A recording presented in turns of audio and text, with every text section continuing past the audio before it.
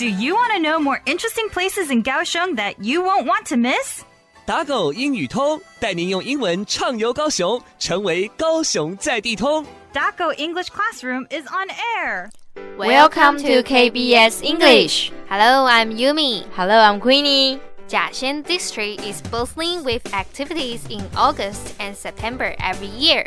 每到8月和9月，甲仙区就会非常热闹哦。Why? What activities are there? 为什么啊？那里会办什么活动吗Jiaxian District holds the Jiaxian Festival every year to let everyone taste local produce. 甲仙每年都会举办甲仙芋笋节，让大家尝尝当地的名产。I'm an enthusiast about cooking taro and bamboo shoot, but I have no idea of that festival.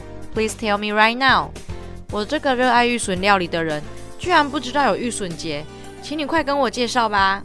到了8到9月，甲仙芋笋节是当地重大节庆，那里盛产许多农产品，像是芋头、竹笋、梅子，都是当地名产，因此甲仙有芋笋之乡的美名。那里简直是人间天堂耶，有那么多好吃的农产品。他们每年都会准备当令现煮的芋笋饭汤，让来访的民众免费尝鲜。尝鲜的英文是 taste, T-A-S-T-E,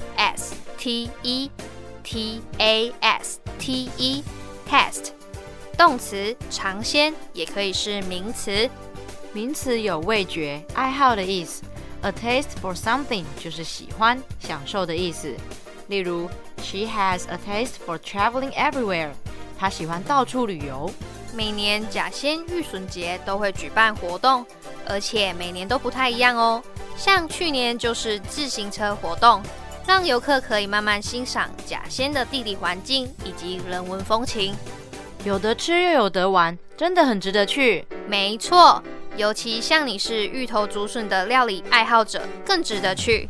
而且去年活动还结合附近的景点，到附近景点参观，还能参加集点活动。爱好者的英文是 Enthusiast, E-N-T-H-U-S-I-A-S-T,